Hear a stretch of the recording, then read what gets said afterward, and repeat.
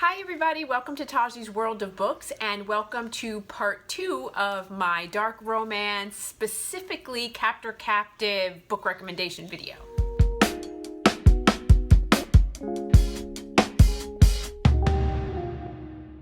Hi everybody, so you guys know I am all in the world of Captor Captive right now, reading all the dark romance that I can get my hands on until I absolutely feel like my brain is like, give me something else because I can't do any more Captor Captive.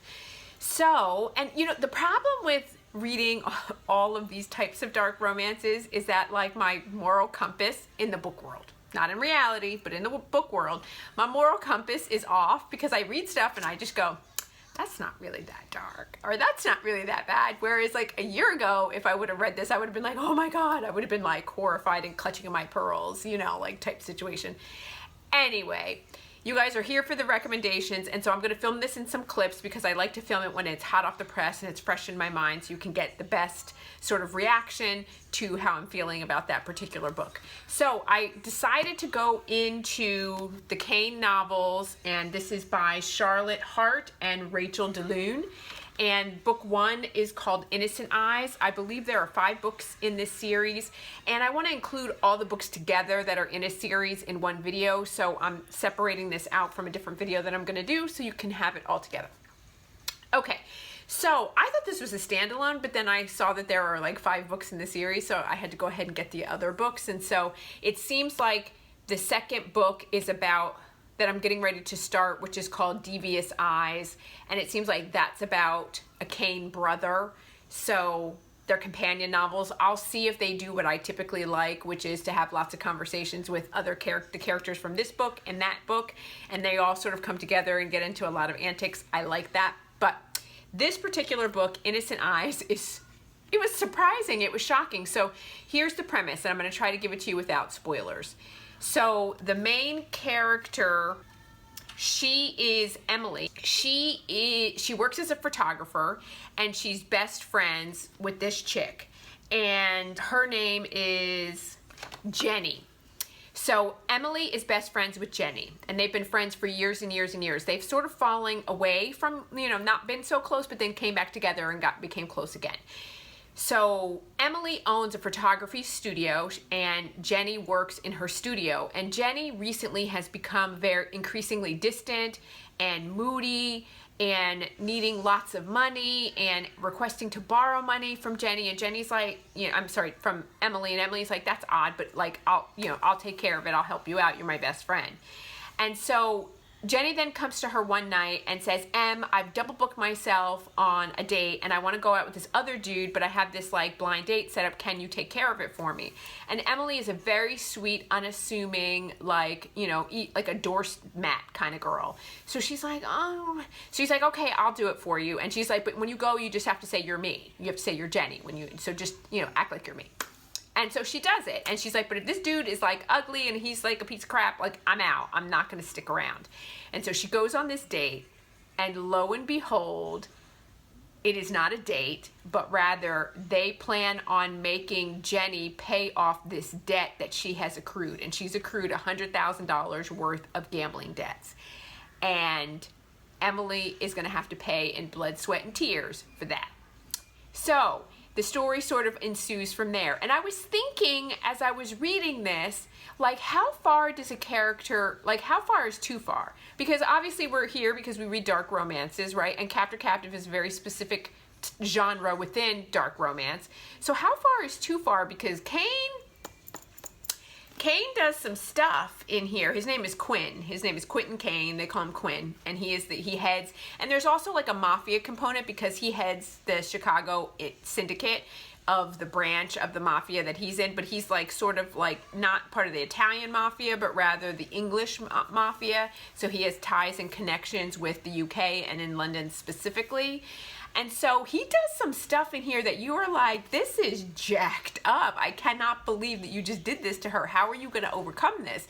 And it just increasingly, it goes through most of the book where you're like, can you redeem yourself from everything that you've done here? I don't know. And so there was some parts, this book was really interesting, like it was really good in the beginning, and then the middle sort of got a little bit slow, but then what happened at the end, like, you know, 3/4 of the way through that third act conflict, that you were just like, blew me away. I was like pacing, and I was like, oh my God, I gotta know how this is gonna resolve itself, because I don't know what's gonna happen here. And like there's like the tail end, and you're gonna like, what's happening? Am I gonna get an HEA? Like, how's this going? How's this gonna end? But they did a really good job with this, and so I wound up giving this, I'm still not, I think it's like a 4.75. It's not quite a 5, and it's not a 4, so it's somewhere in between there. So I definitely recommend, and usually what happens is the first book in a series, it takes me a minute to get used to that writer's style and to get used to what that writer is, like how they sort of weave a story.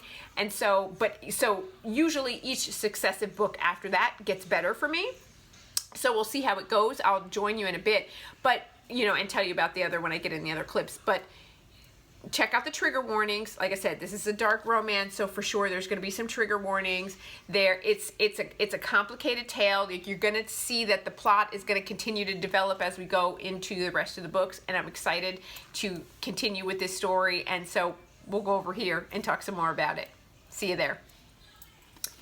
Okay, so book 2 in the Kane novels is Devious Eyes, and this is about Nate, who is the second brother. So this first book is about the oldest brother, Quinn, okay?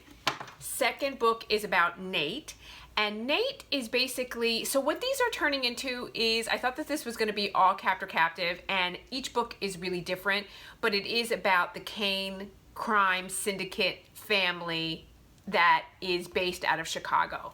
And Nate basically is like the accountant type. He basically runs all of the finances. He launders the money. So basically he takes like illegal deals and money that has been made from drug deals and from extortion and from all of that, and he runs it through several different offshore accounts and corporations, and he makes it legitimate, and he is a whiz at numbers or whatever.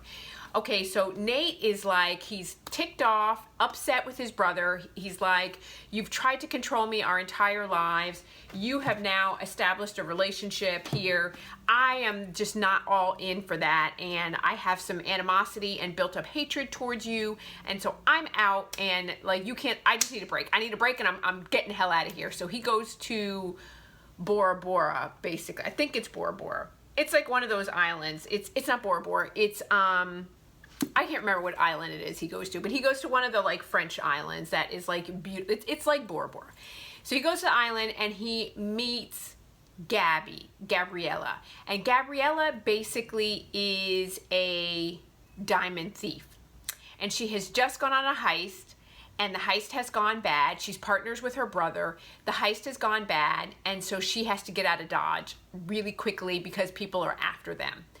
And they meet one another, and basically their stories collide and their paths collide, and they have mutual acquaintances, but they don't discover this until much later. Here's the thing. This book, I was so bored. And as I thought about it and I got into the other books that's following the Kane family, I was like, well, of course this book is going to be boring, because like Nate is the accountant, and accountants are freaking boring. Like, I don't know, like I just found myself going like, why do I care? Like, Nate's pissed off. I don't know why he's mad at his brother. Why? Because his brother has like taken the reins and has really tried to rein in the family and tried to ensure that the family is safe. And he's sick of his brother like telling him what to do. Like, somebody's got to do it. So like he's throwing a temper tantrum, and he's like, and I'm just gonna do whatever I want to do, and you're not gonna be able to hold me back anymore. So I didn't really get or understand the whole reason why he was pissed off. But okay, so the story continues. There's some trigger warnings in here for non-consent and some situations that happen. This is a mob war. This is a cartel war. There's kidnapping. There's, you know, like in all these books, right? Like if they get a hold of the people that you love, and they're going to kidnap them, they're going to harm them, they're going to assault them. So it's all about, you know, Nate and Gabby's story, and then also Nate's story with his brother Quinn, and what that means in terms of the Kane dynasty moving forward and continuing its stronghold over Chicago. and New York and other crime syndicate families. So I gave this one a 3 out of 5 star. I didn't really care for it all that much, so it wasn't really good. Whereas I thought this one was decent. I thought it was really, really good.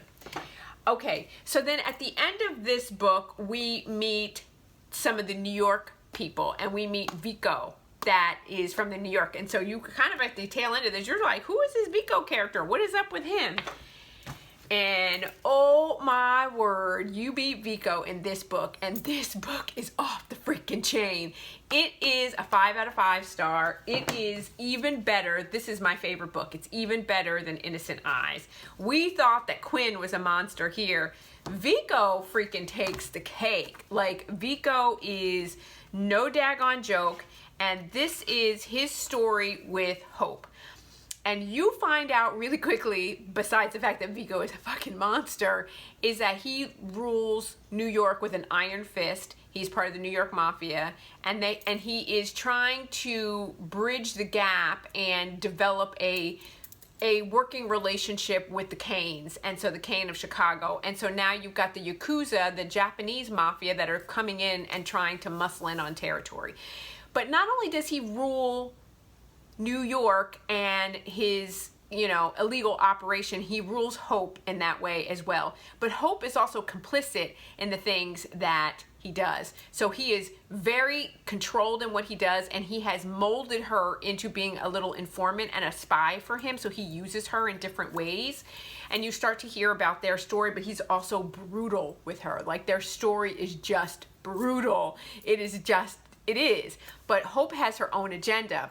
And so you start to see the story unfold, deeper connections with the Cane brothers, with Nate, with Quinn, what that all means. You see all of their significant others in this book, so it continues, the story is developing. You see the Yakuza, you see all of these different, you see some connections that were found over here that are still playing out over here, so the development of the story is continuing, but this book is off the chain. And I was like getting towards the end, like, because you can see he's fighting against, like, these guys do not know how to express their love. They do not know how to express when they care for someone. They only know how to do it in controlling, obsessive, alpha asshole to the next level, jerk off level. This dude puts Carter Mahoney, like, he makes Carter Mahoney look like a puppy.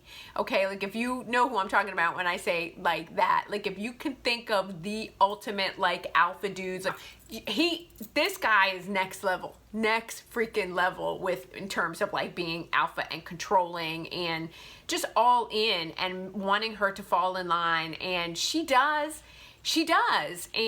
but it's their dynamic, and it's their dynamic that works for each of them. But they, the story comes together. And so I'd be curious to see what you guys think about this, but I absolutely loved it. But there is, like, one scene in here that I was like, damn, like, that's hard.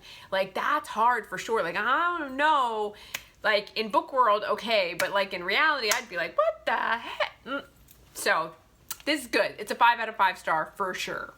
Okay, so then you can say with the Cane novels, these are novels in and of themselves, and this is first generation. This is all about the Cane brothers, Quinn and Nate and their significant others, and Vico with the New York Syndicate, and them all coming together and developing an alliance and a family. Okay, so that's first generation. So now we're going into second generation. So this then spans 20 years. So this is literally 20 years later. So, and I love in the prologue, it lays it out for you. It says, through turmoil, guns, and gangsters, the mob has finally settled. Cane is solid.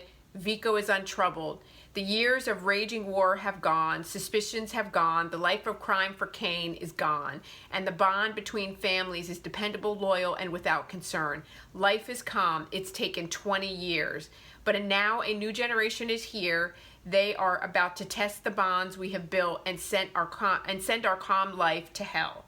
And so it goes to tell you that, like, to have the full reading experience, you really need to have read. You really need to read these books, because this is the children of those characters. So I'm not going to tell you the children of who, because I don't want to ruin it, but these are the children of these characters.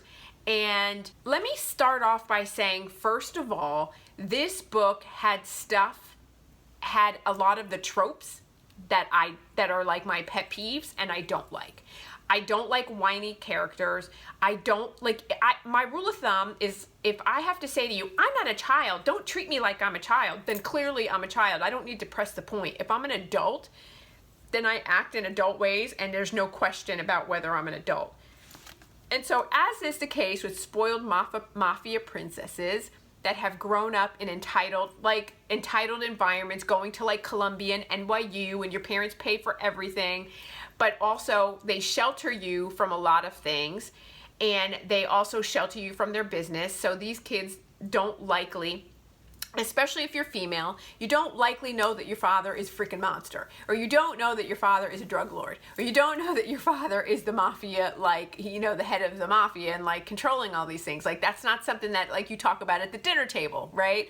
And so you grow up thinking that your life is a certain way, and she is really frustrated because she's been sheltered and she wants out. And so I felt like the whole book, all she did was fight and complain and push against, like, I don't want to be held back and I want to know what the family business is. But then when she starts to learn about the family business, she's like, you guys are monsters, and how could you do this, and this is terrible, and I hate you, and you're awful. But you benefited for your entire life from all the money that was made in the mafia. Like, you benefited from the safety that they provided, and he did one thing in 20 years, like, you know, that caused you to question everything, and now you're like, I'm gonna run away and you can't stop me. And then you ran away and got yourself into a situation, and then it's like, it's all your fault, look at what you've done. No, it's not everybody else's fault. Your dumbass wanted to know what the family business was. They told you to know, to wait, like, you can't handle this. You pressured, you pushed the issue, you pressured, you put yourself in a dangerous situation. They tried to protect you, you pushed against it. He tried to keep you safe. Now, is he an asshole? Like, there's definite, like, on both sides, but she just drove me freaking crazy. So this is an age gap. It's a forbidden story in the sense that this is the mafia boss's daughter, so you can't touch her, you can't get with her, and there's like an 11-year age gap in here, and there are warring families, and so it's complicated, but nonetheless, you got to see all the characters from over here, and just the way that this worked out and the way that it happened, I was kind of pissed because, like, the warring families, one family is like, well, we're going to take her in and we're going to do this, and, like, you don't step in between people's families. Like, this is, like, you don't do that. So I had a lot of problems with this book. But even still, it was angsty and it was good and I liked it. I would have given it a 5-star if the main heroine didn't drive me so freaking crazy. Because she drove me so freaking crazy, like, I dropped it down because I just couldn't stand her whining and her princess attitude and her complaining and her not good enough and she's not happy with anything. And then all of a sudden, because of this one mishap, it's like, I'm never going to speak to you again. And, you know, and if you come near me, I'm going to kill you. Oh, girl, bye. Felicia, bye. So that was my thought on Forbidden Eyes. And then the Kane novels are coming to an end. I haven't finished this yet. I am halfway through it and I freaking love it. Because everything that I got pissed off with that I felt like needed to be like just desserts is happening over here. And so I'm like, how do you like me now? Like, it's like not like really revenge, but there's stuff that's going down in this book. So this is children of the characters here. I'm not going to say which one. And there are sort of two characters that there's, so in essence, let's say there are two characters that there could be significant relationships going on with. It's very complicated. There's a lot of guilt. There's a lot of obsession. It's dark. There's definitely revenge plot going on here. There is a captor-captive situation going on here. There's also facing your own demons and fighting up, like if you're part of the Kane family, this is the wealthiest family in Chicago that has learned and figured out how to merge from being mafia to being legitimate and to legitimize themselves. And so having brushes with politicians and presidents and police officers, like everybody of upper echelon. And so they were able to do that in Tortured Eyes, okay? However, when you are the oldest son and you're not living up to expectations, you not only have to prove yourself, but you have to prove yourself to everybody and to yourself as well. And so you struggle with that internal war and that internal battle. And some characters characters are dying here, and it's heartbreaking to see a end to a legacy, and certain situations are happening. So it's bringing everything together in terms of the Kane legacy and what that all means for all of these characters that we have come to love in the last 5 books, or the last 4 books, and this is the 5th book and the final book in the series that we've all come to know and love. And so it's heart-wrenching in many ways. So having said that, I can't give it a rating yet because I'm not done, but so far I am enjoying it so much. So of the first and second generation, my favorite book is Vengeful Eyes, and this is Vico and Hope's story, and Vico is, he's intense.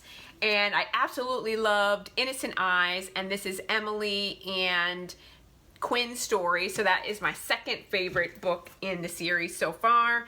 And then Tortured Eyes is my next favorite, and then I'm gonna say Forbidden Eyes, even though she drove me freaking crazy. And then my least favorite was the accountant Nate's book. I'm sorry, and Nate's story is called Devious Eyes. And so I love that it's all like, and each of the books have like something eyes, and it goes to speak to the female character and what she's bringing to the table for the Quinn boys. And so I love it. So some are devious, you know, you have a thief, she's devious, and vengeance, you're seeking some kind of vengeance, so that was Hope's deal. And so it unfolds in that way. And so it's awesome, awesome, awesome, really, really good. So I'm really happy that I tried out this new author, Charlotte Hart and Rachel DeLune. Hadn't read anything by them, and I was happy to see this, you know, merger come together in this Mafia / captor-captive / dark erotic romance series. I would definitely recommend it. I would say overall I'm going to give this series a 4 stars, so it's definitely worth a read. None of them are on audiobooks. They are all on Kindle Unlimited, so go ahead and get them on Kindle. You know what? They're all on Kindle Unlimited random except for Forbidden Eyes. This one is not on Kindle Unlimited. So everything else is on Kindle Unlimited. You can have Alexa read it. It's a totally enjoyable reading experience, and I recommend that you check it out. So, having said that, you guys hung in there again with me while I rambled on in this long video, so thank you so much for joining me, and I will continue to I got a bunch of books down here because I've been on shopping sprees, and so I think we're going to do some more book hauls, we're going to do some more dark romance, we're going to do some more Mafia. We got lots in store, so stay tuned, you guys, and so please like and subscribe, and I look forward, I forgot to say it. You guys know I upload new videos every Monday, Wednesday, and Friday, so I look forward to seeing you in my next video, guys. Bye.